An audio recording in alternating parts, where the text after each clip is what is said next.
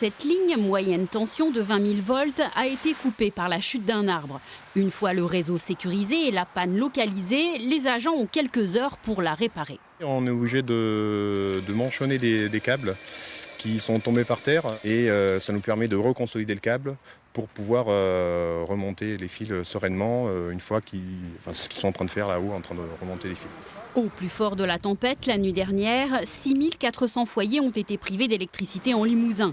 Dès ce midi, plus de la moitié des habitations étaient réalimentées. Cette rapidité d'intervention est liée à un système de prémobilisation nationale instauré depuis la tempête de 99. On a des prévisions météorologiques très précises qui permettent de prévoir l'impact sur les réseaux de distribution, donc c'était le cas en Limousin.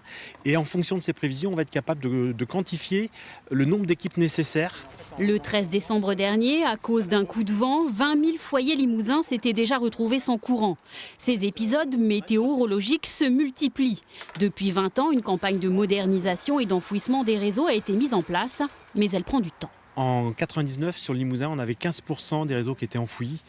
À l'heure où je vous parle, on est aujourd'hui à 45% de réseaux enfouis. Donc on a enfoui 6000 km de réseaux depuis 99.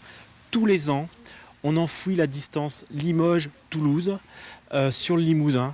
Ce dimanche, 240 agents et intérimaires ont été mobilisés pour cette nouvelle tempête. Une dizaine d'équipes ont également été appelées en renfort en Corrèze.